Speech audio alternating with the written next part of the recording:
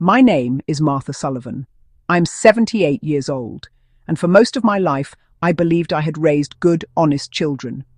I taught them to pray before meals, to respect their elders, and to work hard for what they wanted. But my dear friends, let me tell you something. Sometimes, a mother can plant flowers and still harvest thorns. It began 3 years after my husband Theodore passed away. Every Sunday night, my 5 oldest sons would gather in the living room of my house in Portland. At first, I thought it was love. I thought maybe they missed the warmth of family, the way we used to laugh together on these same couches, but I was wrong. So very wrong. They didn't come for me. They came for the house. This house, the one Theodore and I built with sweat and prayers, the one where I raised them, where each of them had taken their first steps, had their first birthdays. The house with the garden in the back, where my flowers still bloom, even when no one loves me inside. On those Sunday nights, they would sit me down in the centre chair. They'd pour themselves coffee, laugh among each other, and then, without fail, the whispers would begin.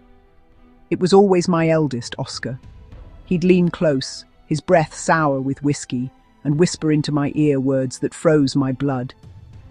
This secret dies with us, old woman. And the others, my own flesh and blood, would laugh. They would laugh as though my pain was a joke, as though my fear was a plaything for their amusement. For 3 long years I lived as their prisoner inside my own home. 3 years of insults, 3 years of silence forced upon me. 3 years waiting for death so they could take what never belonged to them. But what they didn't know was that someone was watching. Every Sunday night, from outside that old window with the cracked frame, a pair of eyes followed everything. My guardian angel. And the night came when the truth finally stepped inside. Before the darkness in my home, there was light. To understand the woman I became, you must first understand the child I once was. I was born in 1946 in a small wooden house in Vermont, where the winters were sharp and the summers smelled of corn and wildflowers. My father, Harold, worked the fields with cracked hands and a quiet dignity. My mother, Olivia, sewed by lamplight, patching clothes until her eyes ached. We were poor, yes, but not unhappy. Our home sat at the end of a dirt road. The roof leaked when the storms came, and the cold wind slipped through cracks in the walls. But we filled that house with songs. On Sundays, after church, we'd sit beneath the old oak tree in the yard. My father strummed his guitar. My mother baked cornbread so sweet it melted on the tongue. And us children, 5 in all, ran barefoot until the sun dipped behind the hills. I learned early that life was both hard and beautiful. By age 7, I carried water from the creek, washed clothes on the rocks, and fed the chickens. My dolls were made from corn husks, with dresses stitched from leftover scraps of my mother's sewing. Some girls in town had porcelain dolls bought from catalogues. I had none of that. But I was rich in love, rich in family, rich in the lessons that shaped my soul. My mother always said, "Life is like embroidery, child. The front looks beautiful, but underneath it's a mess of knots holding it all together." I never truly understood her words until much later, when my own family's knots began to tighten around my throat. Still, in those years, I carried joy in my pocket. My teacher, Mrs. Norma, strict, bun always pinned tight, gave me my first book of poetry. I read those verses late into the night, under the flicker of kerosene light, dreaming of a future far from our little farmhouse. I never imagined that the warmth of those days would one day serve as my only shield. That the memory of bare feet in summer grass and the sound of my father's guitar would be the only comfort I could hold on to when the very children I bore with love turned against me. Because, dear friends, the same woman who once danced barefoot under the Vermont sky would one day be locked in her own house praying for freedom. I was 15 years old when I first saw him, Theodore Sullivan. It was the 4th of July, and our small town in Vermont had gathered for the annual celebration. The smell of roasted corn and apple pie drifted through the air. Children waved sparklers, and the church choir sang patriotic hymns on the stage near the town square. I remember standing awkwardly by the punch table, smoothing the hem of my only good dress, the one my mother had sewn from blue cotton. My brothers were already chasing girls, laughing too loud, and my sister Zelda was being courted by a boy from the next town over. Me? I was invisible. At least, I thought I was. Then I saw him. Tall, lean, with green eyes that caught the lantern light in a way that made them shine. He was the son of Italian immigrants, a carpenter's apprentice, with hands already strong and calloused from shaping wood. His smile was shy, almost hesitant, but when he looked at me, it felt as if the rest of the world had faded. He walked straight to me, no hesitation, and held out his hand. "Would you dance with me?" he asked. I froze. My heart pounded so hard I thought he could hear it. My father sat on the porch of the town hall, watching us with his usual stern gaze. No boy ever came too close without his approval. But Theodore didn't flinch under that watchful eye. He simply waited, patient, hand extended. I placed my trembling fingers in his, and just like that, my life changed. We danced under the fireworks, bursts of red and gold lighting up the night sky. He leaned close, his voice warm against the crackle of music. "You've got blackberry eyes," he whispered, dark, sweet, and shining. I laughed then, cheeks burning, but in my heart I already knew. This boy was the thread that would be woven into every part of my life. For 2 years we courted, always under the watchful eye of my father, always careful, always proper. Theodore would bring me little wooden trinkets he carved himself. A bird, a cross, once even a miniature chair no bigger than my thumb. He said one day he would build us a real house, strong and beautiful, a house that would stand long after both of us were gone. And in 1962, when I was 17 years old and he was 22, we stood in front of the altar at the town's old church and promised each other forever. The dress was borrowed, the flowers picked from my mother's garden, but the joy was our own. I thought then that life would always be that sweet. That love, once found, would never falter. I was wrong, so terribly wrong. Cedar Rapids, Iowa. That's where Theodore carried me after the wedding. We had nothing but a rented house, a borrowed table, and 2 plates between us.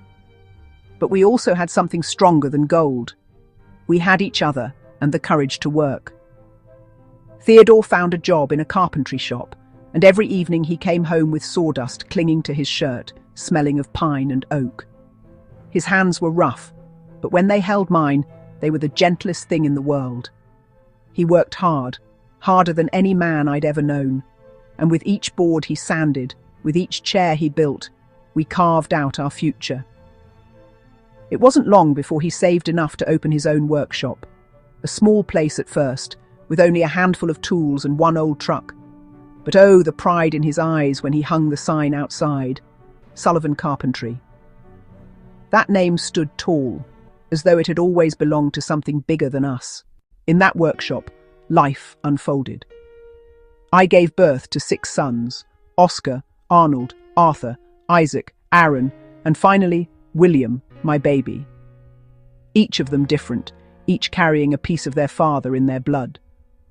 Our home rang with noise and laughter, the slam of screen doors, the patter of running feet, the constant clamour of boys wrestling and shouting. I decorated the house myself.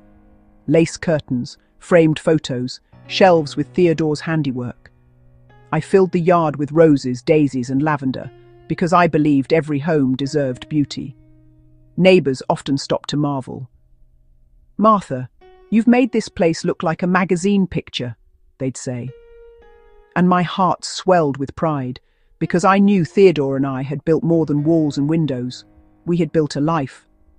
But children, my dear friends, don't always grow the way we dream. The 5 eldest, my strong boys, they were quick to chase money, quick to argue, quick to hunger for more than what they had. They learned the language of business, of numbers and deals, of shortcuts. But what they didn't know was that someone was watching. Every Sunday night, from outside that old window with the cracked frame, a pair of eyes followed everything. My guardian angel.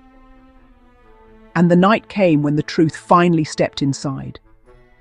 To understand the woman I became, you must first understand the child I once was.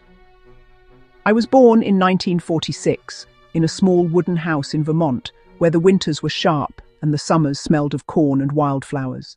The years rolled by like seasons. Our boys grew into men, and Sullivan Carpentry stood tall, known across Cedar Rapids for Theodore's fine work. Life felt sturdy, like oak, until the day it began to splinter. It was the spring of 2010 when Theodore first clutched his chest. We were in the kitchen. I was setting bread on the table when I heard a sharp gasp. He leaned against the counter, his face pale, his breath shallow. It's nothing, Martha, just age, just tired. But I knew. I saw it in the way his hands trembled, the way he grew weaker each passing week. He was breaking before my eyes. William noticed too. He started closing the shop early, taking the heavier work on his own shoulders. He never complained, never asked for thanks. He'd bring his father water, set him in the old rocking chair on the porch, and sit beside him in silence. Just presence, just love. The older boys, they came around, yes, but not with comfort. They came with questions. Dad, have you thought about the house? Maybe it's time to plan what happens to the workshop. I was in the kitchen when I heard it, the words sinking into me like stones. My husband, still alive, still breathing, and his sons, my sons, were circling like vultures over a man not yet gone.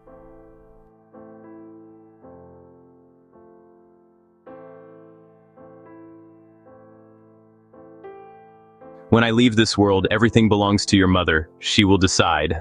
The look on Oscar's face then, resentment, frustration, burned itself into my memory. And from that day forward, their visits carried a weight I could not ignore. Weeks turned into months. We prayed for a surgery date, waited through long nights of fear. Finally, the doctors gave us a chance. Theodore went into the hospital, but the damage was too deep. He came home with scars, weaker than before, his once strong hands now trembling against mine. And yet even then, his eyes still lit up when William walked through the door. My boy, he'd whisper, you've got the heart of a true man. The others heard. They did not like it. It was then, in those heavy months, that I began to see it clearly. Greed had planted itself inside my sons, and like weeds, it was spreading. But I did not yet know how far they were willing to go. It was November 2011 when the end came. The cold air carried a heaviness, as though the whole world already knew what I could not bear to accept.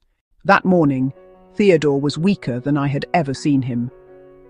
His chest rose and fell shallowly, each breath rattling as though the air itself weighed him down. I sat by his side, holding his hand, whispering prayers I wasn't sure God was still listening to. He turned his head, his lips trembling, and whispered, Martha, take care of them. Don't let the boys forget who they are. I promised. Oh, how I promised. And then, with one final exhale, my husband of 50 years slipped away. The house fell silent. No more rocking chair creaks, no more sawdust trails on the floor. Just silence. I thought the grief would unite us. I thought my sons would gather close, that we would cling to each other, that in our shared loss we would find shared strength. But I was wrong.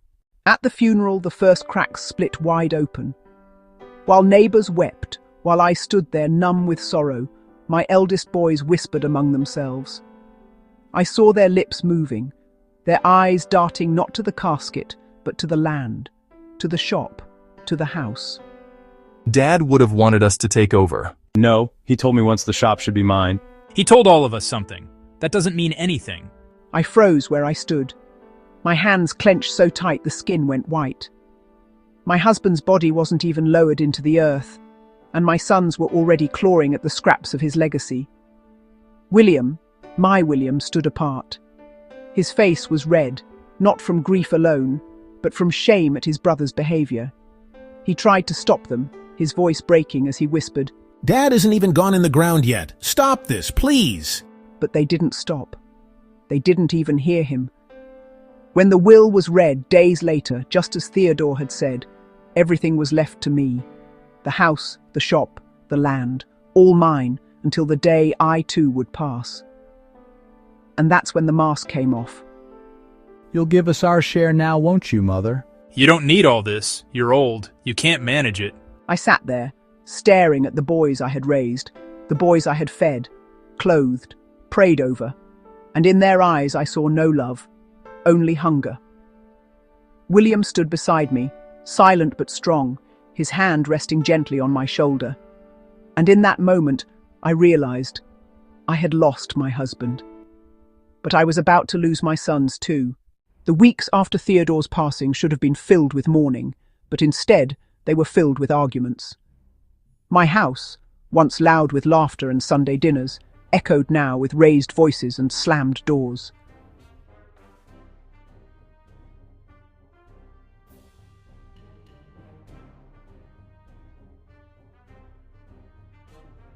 Mother, this isn't fair. We put in just as much work as William. Why should you hold everything when we're the ones who can actually grow it?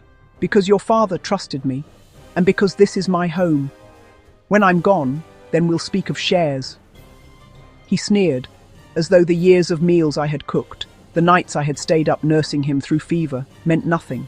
The others followed suit, each with their own twist of greed. Isaac with his smooth words pretending reason, Arnold with his temper, slamming his fist against the table, Arthur with cold, sharp logic, Aaron, the quietest, whispering in corners but fueling the fire all the same.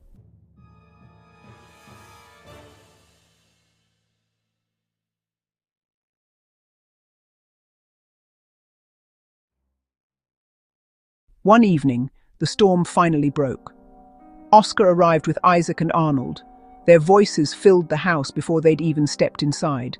You're wasting Father's work. This shop could be making 10 times the money if we ran it. And you, stop playing the saint. You think this all belongs to you, don't you? I don't want their share. I don't want to fight. I only want what's right, for Father's name, for Mother's peace. Why can't you see that? But his brothers only laughed bitterly. Father always favored you. We all saw it. Now you're just waiting for Mother to hand it all over. That night, they left in anger, the slam of the door rattling through the house like thunder. William sank into a chair, his head in his hands. Ma, I don't want to lose them, but I won't betray what Father built. I laid my hand on his shoulder, my heart torn in two. For I knew then what Theodore had feared, what he had begged me to prevent. The Sullivan family was splitting apart. And worse, it was only the beginning. Winter came heavy that year. Snow piled against the windowsills, the kind that makes the world look pure and quiet.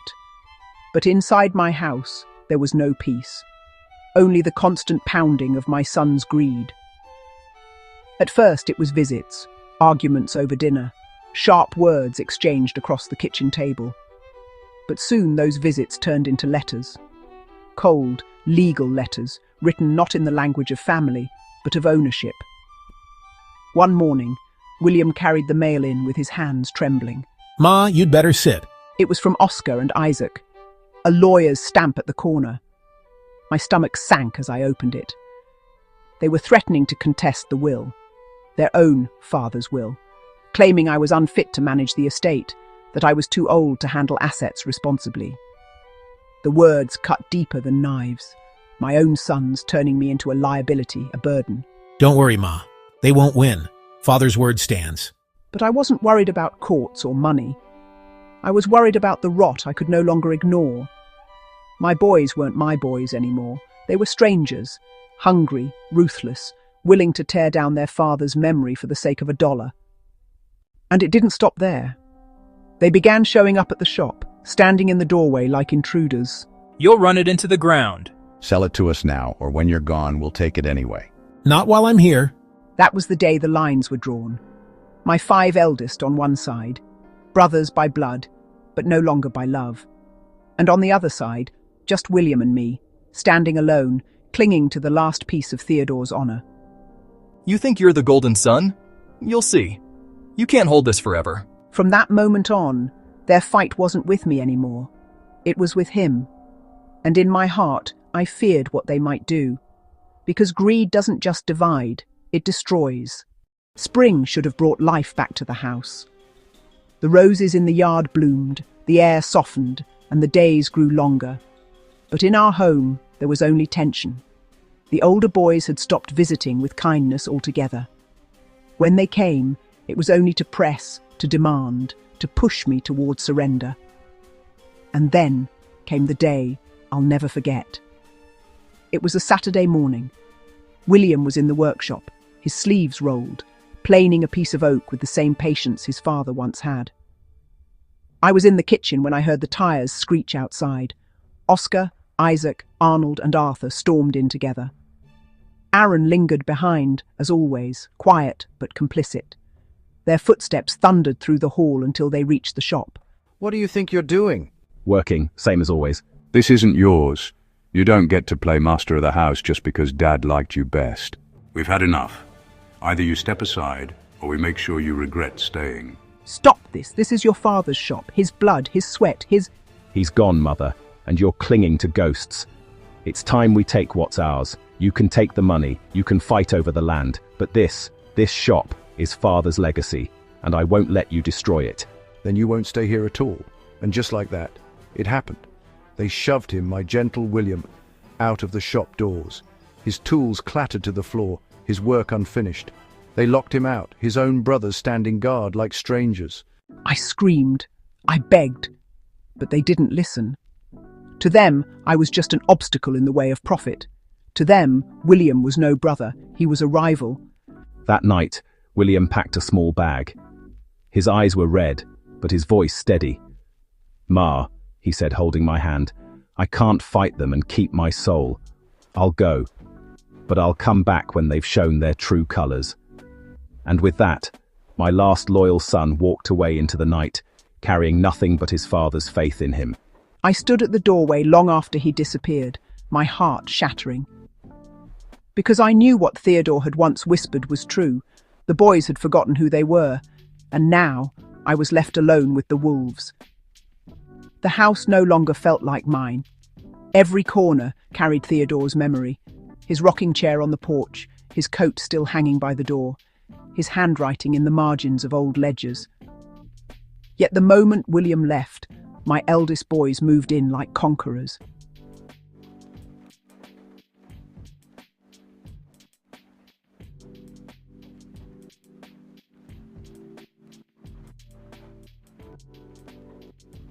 "Mother," Oscar declared one morning, setting papers in front of me. "Sign this. It'll make things easier. You won't have to worry about anything anymore." I glanced at the document. Power of attorney. A clever trap dressed up as kindness. If I signed, I would lose everything. The house, the land, the workshop, the... I pushed it back toward him. "No, your father trusted me, and I won't dishonor him." The air turned heavy. Arnold muttered under his breath, "Stubborn old woman."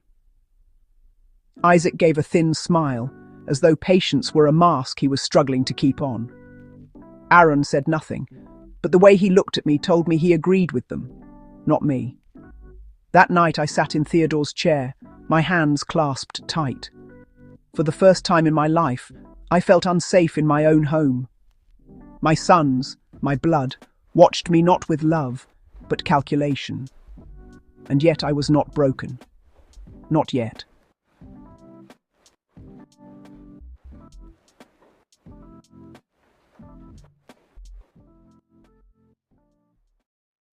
I hid certain papers, tucking them where greedy eyes would never search. I spoke little, listening more, gathering every careless word my elder sons dropped about their schemes. And in the silence of those nights, I began to understand. They might think me weak. They might think me old. But I had lived long enough to know that patience is sharper than any blade. And one day, when their hunger finally turned on each other, when the wolves began to tear themselves apart, William would return, and everything they tried to steal would be restored. Winter melted into spring, but the storm inside my house never did. My eldest sons continued their relentless pressure, each visit more audacious than the last. They fought over imagined shares, argued over tools, and constantly tested the boundaries of what they could take from me. Oscar and Arnold started accusing each other of getting more than their due. Isaac tried to mediate, but ended up taking sides, sowing suspicion and mistrust. Even Aaron, who had been silent for so long, subtly fanned the flames, whispering to one what the other intended. The cracks in their unity widened. Arguments spilled into the kitchen, the living room, the workshop. Each raised voice, each slammed door, was a thread unraveling the web of greed they had woven. I watched quietly from my seat on the porch or from the kitchen, pretending to be frail, pretending to be intimidated. But every word I overheard, every misstep, I stored away. Just as Theodore had taught me long ago, patience was a kind of power, and I had plenty of it. The irony was beautiful, in a cruel way. They were so focused on taking everything from me, they didn't see themselves tearing each other apart. Oscar accused Arnold of forging his father's signature. Arnold accused Oscar of hiding money. Arthur stormed off one afternoon in a rage, leaving Isaac and Aaron arguing over trivial details of the workshop. I sat back and smiled faintly. It was happening exactly as I had quietly prayed it would. Greed, left unchecked, eats itself alive. And I knew that soon, when the house was fractured and the shop in disarray, William, my faithful son, would return to mend the pieces. But that day was not yet here. I still had to survive the wolves that prowled my home every day, keep my mind sharp, my strength hidden and my hope alive. Because sometimes, my dears, revenge is not loud. Sometimes it waits, quietly, patiently, like a shadow in the corner, watching and waiting for the perfect moment. By the time summer arrived, the house that had once been filled with laughter and warmth was now a cage. The older boys' arguments grew more vicious, their greed turning into reckless moves that left chaos in their wake. Tools went missing, invoices were lost, and the workshop began showing signs of disrepair, all because they were too busy fighting among themselves to maintain anything. From afar, William heard rumours. Friends who still spoke with him shared details. The brothers were turning on one another, threatening legal action, accusing each other of deceit. He clenched his jaw in frustration, knowing that if he returned too early, he could be caught in the crossfire, crushed between their hatred and their greed. I, meanwhile, was carefully orchestrating my own quiet resistance. I memorized where every paper, every ledger, every important document was kept. I hid the keys to the safe places the brothers would never think to look. I made small repairs to the workshop at night, quietly undoing the damage they left behind. I also learned to watch, not just see. Every glance, every muttered threat, every careless whisper was a thread I could pull later. Their own arrogance, their overconfidence, would be their undoing. One afternoon, Aaron, thinking no one could stop him, tried to move one of Theodore's antique workbenches to the front yard for sale. I quietly followed, my hands steady, my heart calm. With a few careful movements, I locked it in a corner where it couldn't be touched again. They never saw me. They didn't know the old woman they thought powerless was already playing a game far larger than theirs. And William? He began receiving letters I managed to send through trusted friends, messages reminding him of his father's lessons, telling him patience was key, and that the house, the shop, and our legacy were worth waiting for. The brothers, blinded by greed, were falling into their own trap, and I, their mother, watched, quietly smiling. Because sometimes, my dears, the best revenge isn't a scream. It isn't a fight. It's a patient wait for those who forgot what they were born to love, and when the time comes, everything falls back into place. By autumn, the house had begun to reflect the chaos within. Doors creaked under the weight of tension. The workshop was cluttered with half-finished projects and misplaced tools. The older brothers' bickering had reached new heights. Oscar accused Arnold of hiding funds from the business. Isaac raged at Arthur for taking materials without permission. Aaron tried to mediate, but only made matters worse, picking sides without anyone noticing. Their unity, which had always been their greatest strength, had dissolved entirely.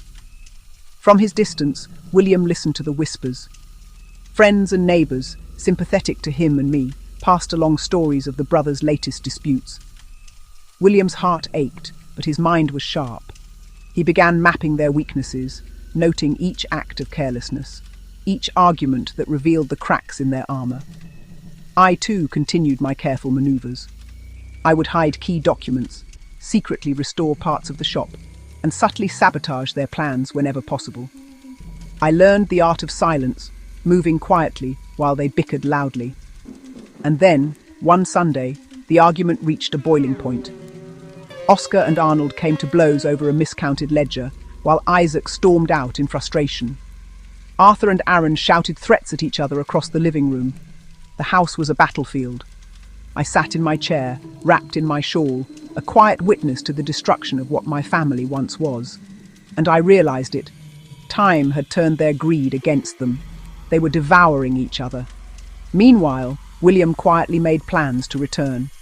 He would wait until their disunity peaked, until their arrogance made them vulnerable. Then, he would step back into the house, not as a boy or a victim, but as the rightful protector of everything Theodore and I had built. And I, Martha Sullivan, would ensure the moment came. Because, my dears, sometimes survival isn't enough. Sometimes justice must be patient, quiet, and inevitable. Winter was coming again, but this time, the cold air carried a different energy, one of anticipation. William had been gone for 2 long years, watching, learning, and preparing. Every whisper, every fight between his brothers had been noted and remembered. I sat on the porch one evening, sipping tea, as the wind carried the scent of pine and frost. My shawl was wrapped tightly around me, my eyes scanning the empty street. And then, I saw him, my son, my William, riding down the road on his old motorcycle. He parked in the driveway and stepped off, tall, steady, and determined. His eyes met mine, and in that gaze I saw the courage of 100 battles, the patience of decades, and the unwavering love of a son who had never abandoned his family's honor. Inside, the house was a war zone of unresolved greed. The older brothers were bickering yet again, this time over an account that had mysteriously gone missing. They didn't hear William enter. They never did. He moved like a shadow through the chaos, silent and precise. By the time they realized someone else had entered the room, it was too late. William calmly took control of the ledgers, pointed out missing funds, and exposed their schemes with the precision of a man who had studied every weakness. How did you... You think this house, this shop, and everything Father built belongs to greed? You were wrong, and now your choices have consequences. No more threats, no more lies, not while I am here. I watched silently, tears in my eyes, as my eldest sons realized for the first time that their mother and youngest brother were stronger than their greed. Their own infighting had made them weak, and in that moment the house breathed again. The walls, once heavy with tension, seemed to relax. The shop, once cluttered with conflict, was still and orderly. And my heart, which had carried years of fear and despair, felt lighter than it had in decades. The final battle was near, but for now, William had reclaimed the house with his quiet strength, and I had my son by my side once more. Because sometimes, my dears, you don't need a fight to win. You need patience, love, and a guardian, watching from the right place at the right time. Spring arrived, bringing with it the soft scent of flowers and the gentle hum of life outside my windows. Inside, however, the house still carried the echoes of the battles that had raged within it. The older brothers, beaten by their own greed and William's unwavering patience, no longer dared to challenge us. William had restored order to the workshop, repaired the damage caused by their reckless handling of tools and materials, and even reconciled small accounts of lost money, quietly proving that honor and diligence could overcome corruption. He had become not just a son, but a guardian, protecting the legacy of Theodore and the life we had built together. I watched him one afternoon, leaning over a piece of mahogany, carefully carving a chair just as his father had taught him. My heart swelled with pride. Oscar, Arnold, Isaac, Arthur, and Aaron, my eldest sons, finally realized the depth of their mistakes. They had been blinded by greed, but in their defeat, they began to see the truth. One by one they left the house, not in anger this time, but in shame and regret, each quietly retreating to reflect on their choices. "You've kept your promise," I whispered. We did this together, Ma. You taught me patience and love and honor. That's why I could return. The house, once a battlefield, now felt like a sanctuary again. The walls echoed with laughter, but this time it was gentle, cautious, and healing. Theodore's spirit seemed to linger, smiling in the corners, content that the family he had built was finally whole, not in numbers or wealth, but in loyalty, love, and truth. And as I sat on the porch that evening, watching the sunset over the garden I had tended for decades, I realized something profound. Sometimes, life gives you storms. Sometimes it gives you wolves at the door. But if you have patience, courage, and a heart that holds firm, even the fiercest danger can be turned into a triumph. My children had tested me, but in the end, it was not wealth, nor fear, nor anger that survived. It was love. It was justice. It was family. And in that moment, I knew that all those Sunday nights, all those years of worry and fear, had led to this, a quiet, perfect victory. The guardian had watched, the faithful son had returned, and the house at last was safe.